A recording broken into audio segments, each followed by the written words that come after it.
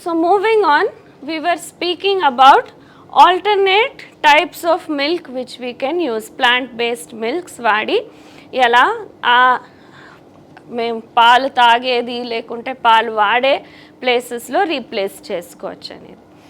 So ఇంతంతా వినిన తర్వాత, because I have experience of ఇన్ని బ్యాచ్లతో మాట్లాడిన తర్వాత మీరు అడగకుండా ఉన్న క్వశ్చన్స్ నేనే అడిగి నేనే ఆన్సర్ ఇచ్చేస్తాను. సో నెక్స్ట్ క్వశ్చన్ ఏమొస్తుంది, ఓకే మ్యామ్ ఇవన్నీ సరే, మేము బయట మార్కెట్ నుంచి పాలు తెచ్చుకోకుండా మేమే ఇంట్లో ఒక దేశీ ఆవుని పెట్టుకొని A2 పాలని దానికి హార్మోన్స్ ఇవ్వకుండా, దానికి యాంటీబయోటిక్స్ ఇవ్వకుండా రెడీ చేసుకుంటే ఆ పాలు తాగేది మంచిదా, ఇది చేయొచ్చా అని అడుగుతారు.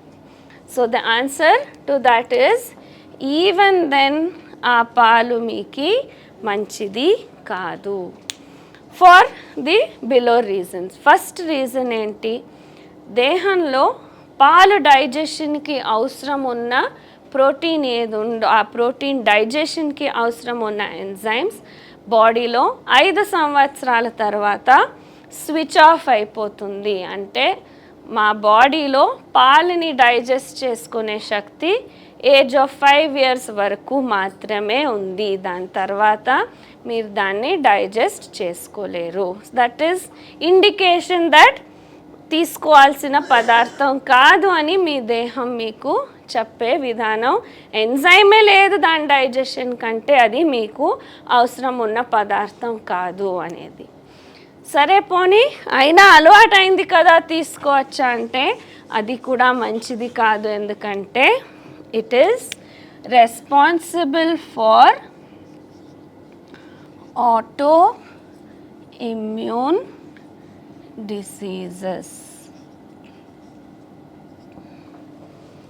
సో ఏంటి ఈ ఆటో ఇమ్యూన్ డిసీజ్ అంటే అనేది we have to understand. So yesterday we were talking about కషాయాల గురించి మాట్లాడినప్పుడు యాంటీజెన్ మన బాడీకి బయట నుంచి వచ్చే పదార్థం అయితే దానికి సరిపడేలాగా యాంటీబాడీని మేము తయారు చేసుకుంటాము. ఇవి రెండు కలిసినప్పుడు బాడీ దీన్ని డిటెక్ట్ చేసి ఇది డిస్ట్రాయ్ చేయాల్సిన పదార్థం అని రికగ్నైజ్ చేస్తుంది అని చెప్పాను. This is the basic of how immune system works. So ఇప్పుడు ఏమవుతుంది, మీరు యానిమల్ ప్రోటీన్ని కన్జ్యూమ్ చేసినప్పుడు అది it might be milk, it might be egg, it might be fish, it might be any kind of meat. Animal ప్రోటీన్ని consume చేసినప్పుడు అది మీ బాడీలో పెప్టైడ్ చైన్స్గా బ్రేక్ డౌన్ అయిన తర్వాత బ్లడ్లో పీల్చుకున్నప్పుడు that protein chain is going to act as an antigen. అంటే మీ బాడీ దాన్ని బయట పదార్థం అని రికగ్నైజ్ చేసి దానికి సరిపోయేలాంటి యాంటీబాడీస్ని తయారు చేసి రెడీ చేస్తుంది. ఇంతవరకు okay, no problem.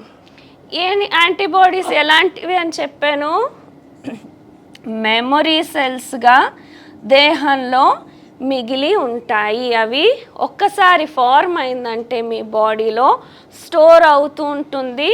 It is always ready, ఎప్పుడైనా మళ్ళా అవసరం వస్తే వెంటనే మీ బాడీలో ఈ అటాక్ని లాంచ్ చేసేదానికి.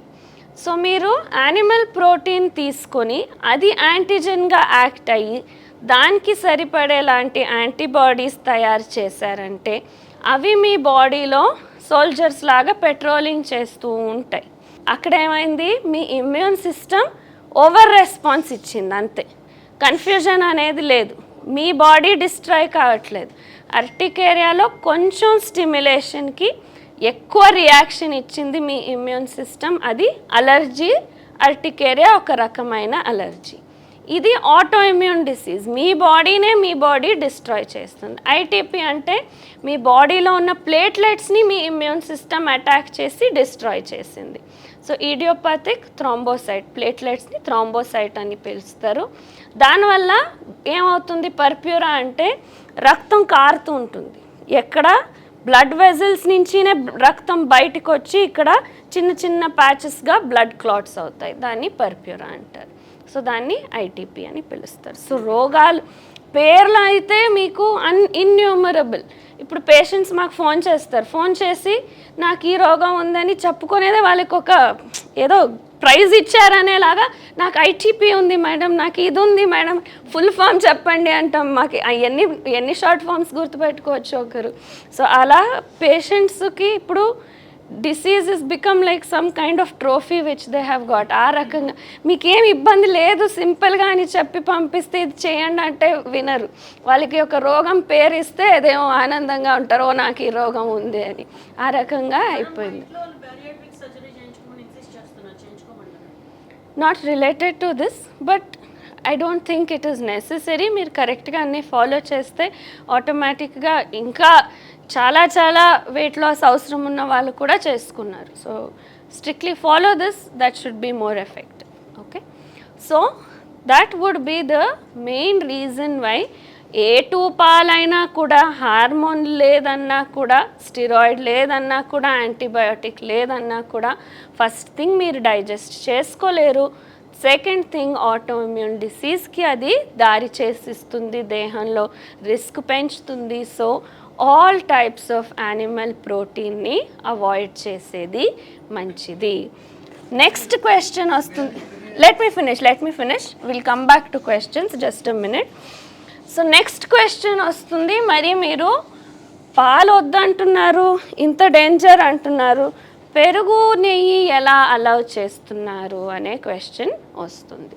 So the answer there is the lactobacilli. పాలు నుంచి పెరుగు తయారు చేయాలన్నప్పుడు ఏం చేస్తాము, తోడుకు వేస్తాము. ఈ మంచి బ్యాక్టీరియా ఏది ఉందో అదేం చేస్తుంది, పాలలో ఉన్న హార్మోన్ని it will digest and make it harmless. పాల్లో ఉన్న యాంటీబయాటిక్ని కూడా it will degrade and make it useless. అంటే మా బాడీలో ఎఫెక్ట్ లేకుండా యానిమల్ ప్రోటీన్ని కూడా రూపాంతరం చేసి మీకు అది యాంటీజెన్ యాంటీబాడీ రెస్పాన్స్ని మౌంట్ చేయకుండా ఉండే రకంగా తయారు చేస్తాయి ఈ లాక్టోబాసిల్లై. సో బ్యాక్టీరియాకి అంత పవర్ ఉంటుంది. అందుకే పాల్లో ఉన్న మంచి అంశాలు మాత్రమే దొరుకుతాయి, చెడ్డ అంశాలన్నీ తీసేసే శక్తి ఈ లాక్టోబాసిల్లైకి ఉంది. సో డైరెక్ట్ పాలు నుంచి చేసిన ప్రోడక్ట్, పన్నీర్ ఉండొచ్చు, కవా ఉండొచ్చు, స్వీట్స్ ఉండొచ్చు, అవి నో. పెరుగు నుంచి చేసిన పదార్థాలు, పెరుగు చేసిన తర్వాత మీగడ తీసి దాంతో వెన్న చేసి నెయ్యి చేస్తే అది వాడేదానికి పర్వాలేదు, మంచిదే. కానీ డైరెక్ట్ పాల నుంచి, ఇప్పుడు నెయ్యి కూడా 2 రకాలుగా చేస్తున్నారు. పాలు కొవ్వు తీసేసే దాని నుంచి నెయ్యి చేస్తే అది మంచిది కాదు. పెరుగు నుంచి పైన లేయర్ కొవ్వు తీసేసి దాన్ని వెన్న చేసి నెయ్యి చేస్తే వాడుకోవచ్చు. So anything made after fermentation of milk. ఇప్పుడు మేము చనిపోతే ఏమవుతుంది, if we are buried in the soil, bacterial action వల్ల అన్నీ డీజెనరేట్ అయ్యి we return to the natural elements. అలాగే పాల్లో ఉన్న చెడ్డ అంశాలన్నీ డీజెనరేట్ చేసి డైజెస్ట్ చేసి మంచి అంశాలు మాత్రం దొరికేలాగా ఈ లాక్టోబాసిల్లై చేస్తున్నాయి. సేమ్ థింగ్ మీరు ఇప్పుడు వరకు పాలు తీసుకుంటున్నా ఎలా డైజెస్ట్ అవుతుందంటే, ఎంజైమ్ లేదు మీకు డైజెషన్కి, కానీ మీ పొట్టలో ఉన్న ఇంటెస్టైన్లో ఉన్న బ్యాక్టీరియా తీసుకున్న పాలని పెరుగుగా మారిస్తే ఆ పెరుగుని మీరు డైజెస్ట్ చేసుకుంటున్నారు మాత్రమే, లేకుంటే పాలు అలాగే వెళ్ళిపోతుంది. Okay, so that is how we are still able to digest milk after age of 5 because ఈ బ్యాక్టీరియా లోపల డైజెషన్ చేస్తుంది. But that is so much added responsibility for your gut bacteria. దానికంటే బయటనే చేసి తర్వాత తీసుకుంటే ఈ బ్యాడ్ ఎఫెక్ట్స్ అన్నీ ఉండకుండా ఉంటుంది. Okay, so that is how పెరుగు, మజ్జిగ, నెయ్యి is okay, not palu in its direct form.